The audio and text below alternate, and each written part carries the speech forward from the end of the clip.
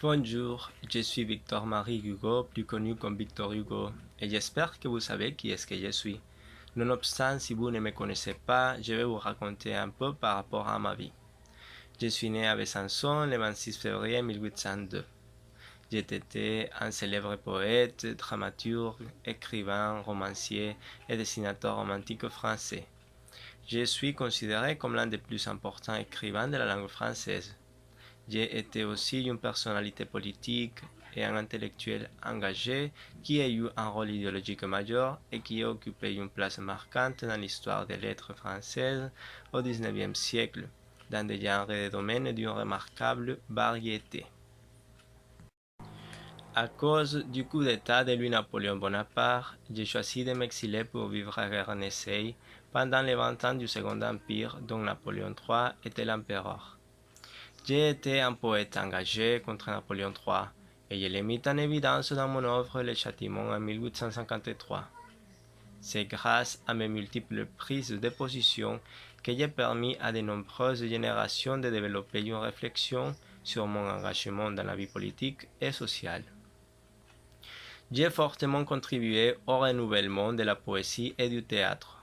Au théâtre, je me suis manifesté comme un des chefs de file du romantisme français au moment où j'ai exposé ma théorie du drame romantique dans les préfaces qui introduisent Corbeil en 1827 et puis Hernani en 1830. J'ai été bien admiré par mes contemporains, et je le suis encore. Cependant, j'ai été aussi contesté par certains auteurs modernes. Hélas, il est impossible d'être bien aimé par tous. Mon enfance est jeunesse.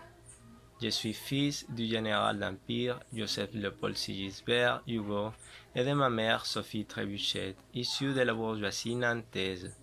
Comme j'étais un enfant fragile, ma mère dormait souvent avec moi et me donnait beaucoup d'attention.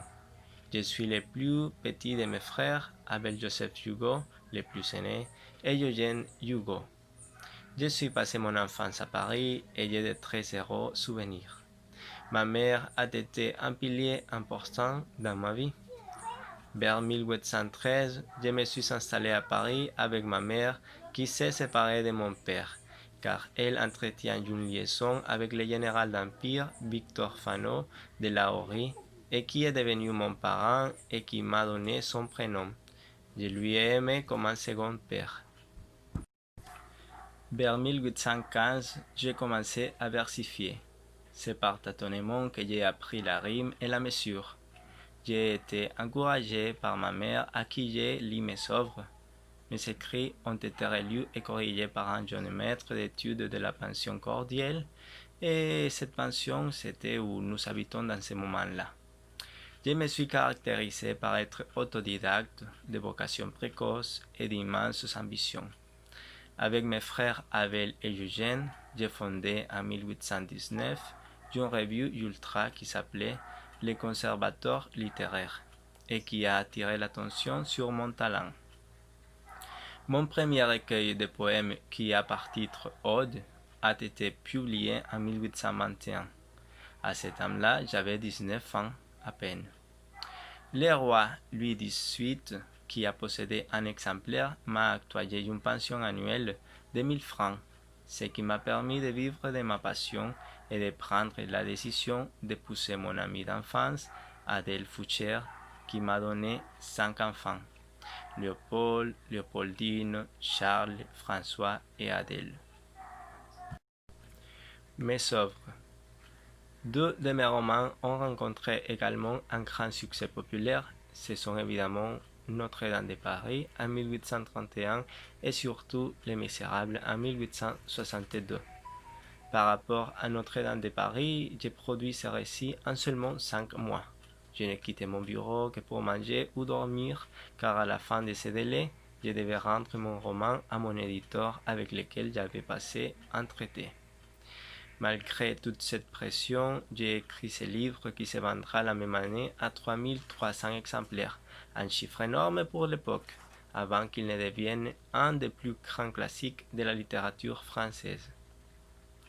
Notre-Dame de Paris est immanquablement une des plus grandes œuvres du romantisme français.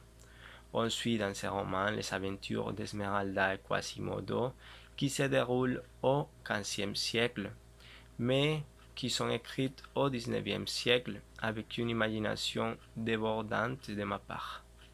À cette narration romantique correspondent des sentiments très forts comme la piété, l'amour, la passion, la haine, la peur et l'horreur. Par rapport à Les Misérables, cet ouvrage est sans conteste mon plus grand roman et aussi l'un des plus célèbres. Dans ce roman, vous pouvez distinguer trois catégories distinctives de personnages. Les personnages qui parviennent à sortir de la misère, les personnages qui s'accommodent de la misère et l'utilisent pour leur propre profit, et enfin ceux que la misère a détruit. Les thématiques que j'ai développées dans ces romans sont l'amour, la pauvreté, la mort, la religion, et il est possible de rattacher tous ces thèmes au contexte historique dans lequel j'ai rédigé mon œuvre. Ma mort et mon immortalité.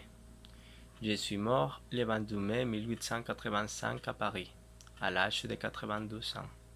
Des millions de Parisiens ont assisté à mes funérailles au Panthéon de Paris.